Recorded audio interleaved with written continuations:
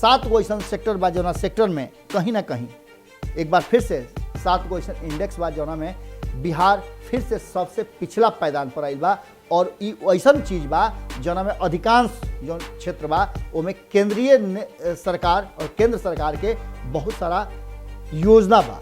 जैसे वो मान के चली गैस वाला योजना, उज्ज्वला योजना जौन बा ओकरा में गैस घर घर देवे के जौन प्लान बा ओकरा में बिहार पिछड़। नीतीश कुमार जी जौन कृषि बिल के लेकर के कई तरह के बात और चर्चा कैले, और आज कृषि बिल के चर्चा है बात के लेकर हो रहा बा कि नीतीश कुमार कृषि बिल के तरह शराबबंदी वापस ले ले। उस बीच में किसान आज बिहार के परेशान बढ़े, उनका भी खाद नहीं के पहुँचल, पानी नहीं के उनका सही समय मिलत, उनका धान के बिक्री नहीं हो तो औने पौने दाम पर धान बेचता रहे। और ये बात के लेकर के काला बाजारी जबरदस्त। कुशेश्वर स्थान लड़े वाला कांग्रेस, कई बार जीते वाला कांग्रेस यह बात के दावा कर दिलस कि कुशेश्वर स्थान ओकर पारंपरिक सीट है और वजह से चुनाव लड़बे करी।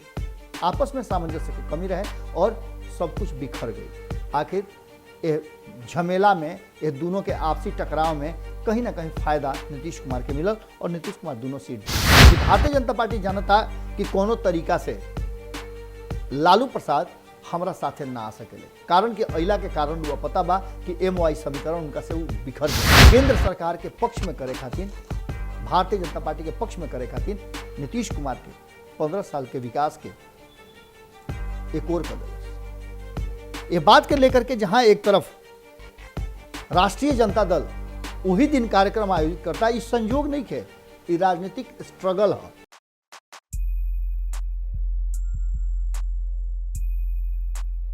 खिलाड़ी निमन होके तो खेल संवर जाला, खिलाड़ी निमन होके तो खेल संवर जाला। सियासी खेल में बढ़ियों खिलाड़ी पिछड़ जाला, सियासी खेल में बढ़ियों खिलाड़ी पिछड़ जाला। नियम तूर के खेलल जाला यहाँ खेल, नियम तूर के खेलल जाला यहाँ खेल। विरोधी खेमा से जीते खातिर मेल होला यहाँ मेल, विरोधी खेमा से भी जीते खातिर यहाँ होला मेल। गोड़ लागतनी हेरा से अभिनंदन बारू वालों के अपना चैनल जना के नाम है खुटा ठोक के। आज भारत लाइव के नाम पहले ना लेनी है, ऐसे ना लेनी है कि वो लोग भारत लाइव से खुटा ठोक पर आवे में चली उहो राउर परिवार है, इहो राउर परिवार है। और सबसे बड़का बात कि वो लोग के सामने आज हम एक खाली फिर से प्रणाम करतनी, हाथ जोड़ी करतनी। जन्मदिन के दिन आज हमार जन्मदिन रहा और जन्मदिन के दिन बहुत सारा लोग के बधाई आयल हा। वो सब लोग के हम बहुत बहुत प्रणाम करतनी, गोड़ छू के गोड़ लागतनी। और रुआ लोग के प्रेम और ये आशीर्वाद हम थाती के रूप में सहेज सहेज के रखो। आज हम जो विषय लेके आयल वहीं तो के चर्चा पिछला 36 घंटा से 48 घंटा से रुआ लोग के अगल बगल से गुजर रहा बा। रुओ ओकरा पर कहीं ना कहीं अपन मन मिजाज मस्तिष्क जरूर लगौले होखब कि आखिर कैसन राजनीतिक उठापटक होता, का एकरा में राजनीति में कोनो नियम कानून ना होला। यही से आज शुरू से कहनी है कि यहाँ नियम तूर के होला खेल। देखिए लोकतंत्र के जो रचना भइल वो रचना में एकरा के तो कहल जाला कि लोग खातिर तंत्र बनावल जाला, लेकिन कहीं ना कहीं लगातार अगर केहू के रुआ अधिक अधिकार दे, लालू प्रसाद के 15 साल रुआ याद हुई, कांग्रेस के लंबा समय के शासन रुआ याद हुई। आज वह कांग्रेस देश में होखे या फिर अन्य राज्य में होखे सत्ता खातिर ललायत बा और रुआ खातिर बहुत कुछ करे के बात कह रहा बा। बिल्कुल वही अंदाज में अगर बिहार के बात करी तो कहीं ना कहीं बिहार में भी सियासी भकभौंजा लग गई बा। और ये भकभौंजा कहीं ना कहीं ये बात की तरफ इशारा करता कि आखिर में उखाड़ कबार हुई। एकरा पीछे कोनो असही बात नहीं है, एकरा पीछे बहुत सारा ऐसा बात बा जौन लगातार चर्चा में चल रहा बा। जहाँ एक तरफ रुआ देखने कि 2 गो सीट के उपचुनाव के ठीक पहले काकुल भई जौन महागठबंधन एकजुट नजर आवत रहे और सत्ता में आवे खातिर लगातार प्रयासरत रहे। ये बात दोनों तीनों चारों खेमा से कहल जात रहे कि हमनी के जल्दी सत्ता में आ जाए जा, नीतीश कुमार के सत्ता से बेदखल कर देव जा। लेकिन इस सब बात के लेकर के कहीं ना कहीं एक बात तो पक्का नजर आई कि सत्ता में आवे खातिर जो प्रयास रहे ओकरा खातिर त्याग में कमी रहे।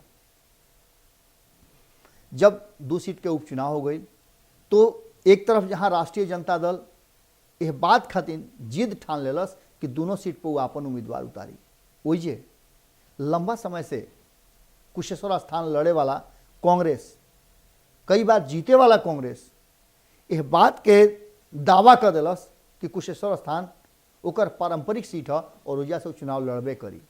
आपस में सामंजस्य के कमी रहे और सब कुछ बिखर गई।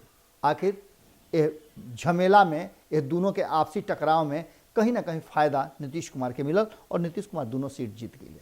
लेकिन नीतीश कुमार दोनों सीट जीतला के बाद भीतर भीतर खुश हुई हैं, लेकिन अगर राजनीतिक रूप से देखल जाओ, अगर राजनीति के, लोकतंत्र के, गठबंधन के खेल के देखल जाओ तो नीतीश कुमार खातिर बड़ा कसमकस बा। कारण कि यह पूरे रिजल्ट के बाद बहुत कुछ सामने आयल और एक खाली फिर से राजनीतिक भगभौंजा शुरू हो गई। नीतीश कुमार की बात बुझा गई कि जौन भी कुछ भेटाइल उनका, ओकरा में उनका साथी दल के, सहयोगी के और सबसे बड़ा सहयोगी भारतीय जनता पार्टी के जितना चाहिए उतना समर्थन, साथ और वोट ना मिलल। लोकतंत्र में बिना वोट के रुआ शून्य बानी। ये जब वोटे के राजनीति होला और वोटे खातिर सब कुछ होला। नीतीश कुमार के साइकिल योजना से लेकर पोशाक योजना तक सीधी तौर पे अगर देख ली तो लइकन के द्वारा उनका अभिभावक, उनका गार्जियन तक पहुँचे के ई जरिया बा। सीधे तौर पे ना, लेकिन घुमा फिरा के कहीं ना कहीं तर्क ओइजे बा। एकरा के लेकर के रुआ देख लो कि कितना नियम कानून, कितना चर्चा बिहार के विशेष राज्य के दर्जा का चर्चा नीतीश कुमार करस, भारतीय जनता पार्टी ना देवे, बिहार के विशेष राज्य के दर्जा राबड़ी देवी करस और कांग्रेस ना देवे। ई रुआ कैसन बात समझता नहीं। इस सब राजनीतिक स्टंट है और रुआ के ई बात एहसास करावे की कोशिश है कि रुआ खातिर कईल तो बहुत कुछ चाहता नहीं, लेकिन अक्षम बानी।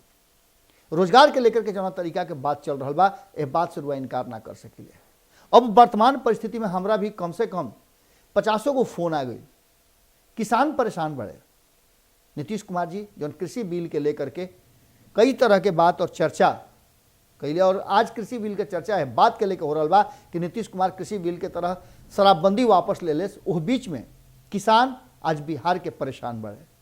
उनका भी खाद नहीं के पहुँचत, पानी नहीं के उनका सही समय मिलत, उनका धान के बिक्री नहीं होत, औने पौने दाम पर धान बेचता रहे। और ये बात के लेकर के काला बाजारी जबरदस्त ढंग से हो रहा बा।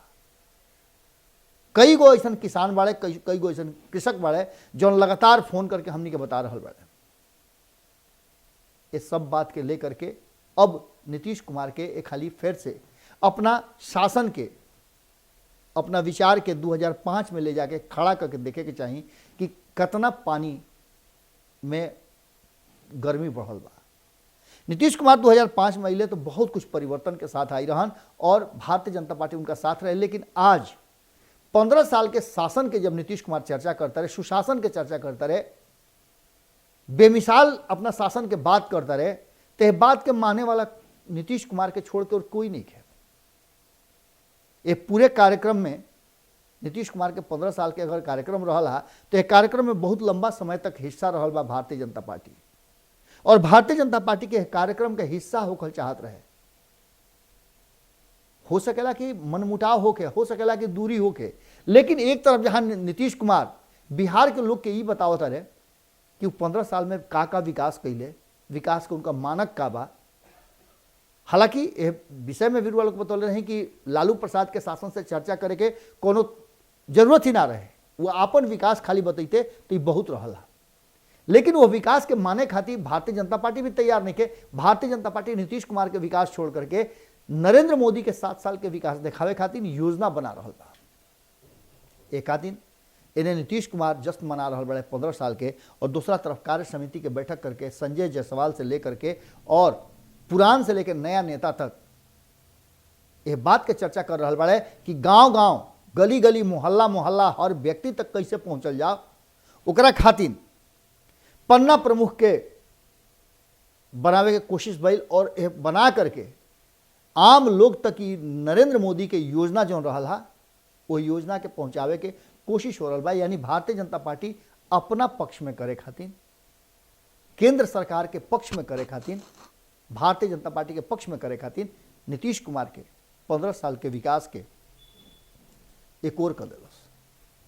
ये बात के लेकर के जहां एक तरफ राष्ट्रीय जनता दल वही दिन कार्यक्रम आयोजित करता है, इस संयोग नहीं है, ये राजनीतिक स्ट्रगल है और स्ट्रगल के साथ साथ एकरा के रुआ द्वंद्व भी कह सकीले।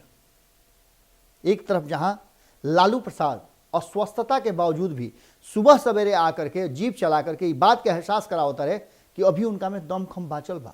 जे लोग ये समझता कि लालू खत्म हो गई, उनका भकभौंजा फिर लग गई कि अरे अभी लालू प्रसाद में इतना ताकत बा। हालांकि नीतीश कुमार के ऐसे कोनो असर नहीं पड़ेगा। नीतीश कुमार अपना रॉ में अपना लय में जा रहा बा। नीतीश कुमार के बात के दावा भी बा, घमंड भी बा और एहसास भी बा कि बिना नीतीश कुमार के वर्तमान परिस्थिति में सरकार ना बन सकेला। एकरा पीछे कई गो कारण बा। सबसे पहला कारण तो बा कि भारतीय जनता पार्टी और नीतीश कुमार यह बात के बढ़िया से समझ रहा बा कि भारतीय जनता पार्टी जानता कि कोनो तरीका से लालू प्रसाद हमरा साथे ना आ सकेले। कारण कि अइला के कारण वो पता बा कि MY समीकरण उनका से वो बिखर जाई। दूसर का तरफ अगर बात करी तो नीतीश कुमार के बात के एहसास बा और नीतीश कुमार यह बात के खूब बढ़िया से सोच रहा बा और यह कारण बा कि नीतीश कुमार हमेशा अपन खूंटा मजबूत करके रखता। एक संगे संगे NDA से के छटक जाई, एकरों से बहुत ज़्यादा असर नीतीश कुमार के नहीं पड़ेगा। कारण कि वह बात के भी जानता हूं कि भारतीय जनता पार्टी सत्ता के बिना ना रह सकेले और ऐसा स्थिति में नीतीश कुमार के पिछलगू बनला के अलावा ओकरा लगे कोनो रास्ता नहीं है। यह बात के एहसास भारतीय जनता पार्टी के भी बा और यही चलते जब जब लालू प्रसाद अपन कद बढ़ावे लागत रहे, अपन जो राजनीतिक स्ट्रगल बा ओकरा के बढ़ावे लागत रहे, तो भारतीय जनता पार्टी के भकभौंजा लग जाता। भारतीय जनता पार्टी के डर हो जाता कि हमारा देने तो ना ही है, लेकिन बगल में जाए से उनका क्यों ना रोक सकेला। यानी कि अगर नीतीश कुमार एक बार फिर से अपन मन मिजाज बदल देस और लालू प्रसाद के साथ चल जास तो भारतीय जनता पार्टी बिहार के सत्ता से बेदखल हो जाएगी।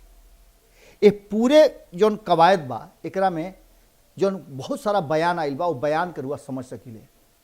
हरिभूषण ठाकुर बचौल शराबबंदी के लेकर के और नीतीश कुमार के नीति के लेकर के साफ तौर पे जब खूटा ठोक के बात कहता रहे कि शराबबंदी के कानून जो बा ओकरा के वापस ले लेके चाहिए, नरेंद्र मोदी के कृषि कानून के तरह बड़ा दिल दिखावे के चाहिए, तो यह बात के 24 घंटा तक क्यों नहीं के बोलत। लेकिन भारत लाइव जब ये बात दिखावता कि अगर भारतीय जनता पार्टी उनका बात के खंडन नहीं करत तो उनका बयान ऑफिशियल मानल जाई। और अकेले का है, और भी कई नेता बाड़े जो ने बात के कह रहा बाड़े।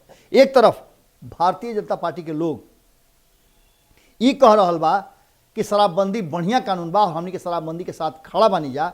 हरिभूषण ठाकुर के बयान के निरस्त जब नीरज कुमार बबलू कर देता रहे कि भाई हो कोई के केहू बोल दी तो उसे कोनो मतलब नहीं है, ऑफिशियल बयान का बा, यह बात पर ध्यान दें। इस सब बात के लेकर के जना तरीका से बिहार के राजनीति चल रहा बा और नीतीश कुमार के साथ अंगुरी डाल डाल के भारतीय जनता पार्टी चेक करता कि अब उनकर मिजाज कहाँ बा, अब कौना तरफ सोच रहा बाड़े। यह बात के लेकर के लालू प्रसाद बड़ा अस्थिर बाड़े। उनका यह बात के एहसास बा कि जब तक ले नीतीश कुमार और भारतीय जनता पार्टी में बड़ा कोई बात ना हो तब तक ले तेजस्वी यादव के कुर्सी ना भेटाई। ओकरा खातिर कहीं ना कहीं ताकत जौन बा वो तेजस्वी यादव के बढ़ावे के पड़ी और समझौता खातिर थोड़ा उनका के झुके के पड़ी और यह झुकावे खातिर कहीं ना कहीं तैयारी हो रहा बा। लेकिन एक सब पूरे बात में एक बात पक्का नजर आ रहा बा कि ये पूरे समीकरण में जौना तरीका से लालू प्रसाद एक बार फिर से एक्शन में आ गई बड़े, यह बात के लेकर के बिहार के राजनीति में कहीं ना कहीं नीतीश कुमार और भारतीय जनता पार्टी खातिर अलार्म हो गई बा।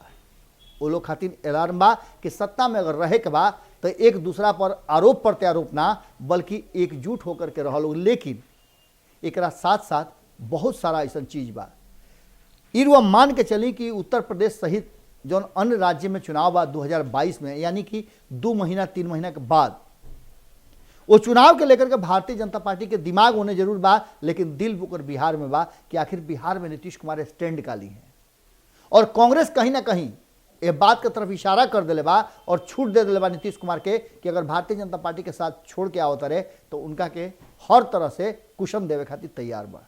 ये बात कहीं ना कहीं भारतीय जनता पार्टी नीतीश कुमार और कांग्रेस के साथ साथ लालू प्रसाद भी समझ रहा बड़े। ये पूरे कवायद में एक तरफ चिराग पासवान भी नजर आ रहा बड़े और चिराग पासवान कोनो चुनाव ना रहला के बावजूद भी जवना तरीका से पार्टी के खंडित भइला के बाद वो आशीर्वाद यात्रा निकलले आपन वो प्रभाव जरूर देखौले और उपचुनाव जौन भइल ओकरा में भी वोट से वो संतुष्ट नजर अइले। यानी कि रामविलास पासवान के जौन वोटर रहे हा आज भी चिराग पासवान के साथ खड़ा नजर आता रहे बनिस्पत पशुपति कुमार पारस। ये बात के लेकर के भी लालू प्रसाद अगर ये बात कहता रहे कि चिराग पासवान हमरा साथे आए होता रहे आवे वाला चुनाव हमनी के साथे लड़ सकीले जा और ये बात के चिराग पासवान के टीम भी कह रहा बा कि हमनी के एकच ना अब गठबंधन में ही चुनाव लड़ब जा तो कौना गठबंधन में ये बात स्पष्ट नहीं है। लेकिन समान विचारधारा वाला गठबंधन तो समान विचारधारा वाला गठबंधन कैसन होला एकर आकलन कहीं ना कहीं बैरियर तोड़ देले बा। कारण कि जे भारतीय जनता पार्टी के साथ सिर्फ एकमात्र ऐसा नेता लालू प्रसाद बाड़े जौन भारतीय जनता पार्टी से यानी जनता दल यूनाइटेड जब रहे जब कांग्रेस के विरुद्ध एक बड़ा अभियान चल रहे ओकरा बाद से जब अकेले भइले तो कभी भी भारतीय जनता पार्टी की तरफ मुड़ के ना देखले और कभी भारतीय जनता पार्टी के साथ अपन साठगांठ करे के कोशिश ना कैले।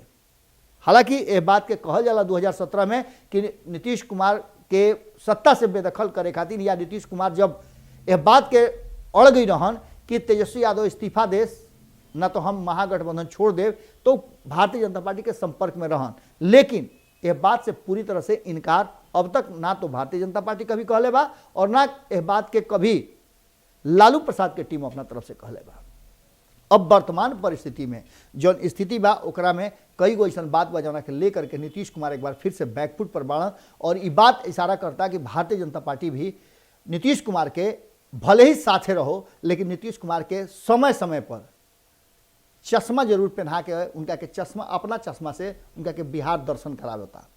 7 गो ऐसा सेक्टर बा जौना सेक्टर में कहीं ना कहीं एक बार फिर से 7 गो ऐसा इंडेक्स बा जौना में बिहार फिर से सबसे पिछला पैदान पर आइल बा और ई ऐसा चीज बा जौना में अधिकांश जो क्षेत्र बा ओमें केंद्रीय सरकार और केंद्र सरकार के बहुत सारा योजना बा। जैसे वो मान के चली गैस वाला योजना उज्ज्वला योजना जौन बा ओकरा में गैस घर घर देवे के जौन प्लान बा ओकरा में बिहार पिछड़ गई बा। एकरा अलावे स्कूल अटेंडेंस में भी इलेक्ट्रिसिटी में एकरा अलावे गरीबी न्यूट्रिशन मैटरनल हेल्थ कुकिंग में फ्यूल में इस सब में बिहार 7 गो ऐसा सेक्टर बा इंडेक्स बा जौना में पिछड़ गई बा और ई बता रहा बा कि नीतीश कुमार अपन कुर्सी से ज़्यादा कुछो से प्यार नहीं खन करत। हालांकि यह बात के दर्शावे के कोशिश कल गई है कि नीतीश कुमार 15 साल में विकास बिहार के विकास कैले बड़ा और विकास के दर्शन करावे के कोशिश ललन सिंह कैले। लेकिन ये सब बात के बाद 29 तारीख से जो सदन चले वाला बा 29 तारीख से 3 दिसंबर तक चली और इस सदन में हंगामेदार रही एमें कोनो दूरा नहीं है। लेकिन ये पूरा जो रणनीति बनावल बा और भगभौंजा जो लागल बा ये भगभौंजा क्लियर हो जाई जब 24 गो एमएलसी के चुनाव के घोषणा हुई तब रुआ देख ले कि बिहार में एक बड़ा राजनीतिक परिवर्तन रुआ देखे के मिली और लालू प्रसाद ये बात बढ़िया से बुझ रहा बड़े यही चलते वो खूंटा गाड़ के बिहार में खड़ा हो गई बड़े और यह बात के वो समझ रहा बड़े कि जीतन राम मांझी और मुकेश सहनी जौन की उपेक्षित महसूस करते रहे एनडीए में वो लोग कभी भी कोनो समय 12 बजे रतियो खा फोन करके कह सकेला कि हम आवत नहीं और ये बात जब कह दी लोग तो निश्चित रूप से नीतीश कुमार और भारतीय जनता पार्टी खातिर रात में तो तारा सब कोई देखेला दिन में तारा दिखावे वाली बात हुई और यह भगभौंजा के रुआ से चर्चा आज हम कही नहीं है।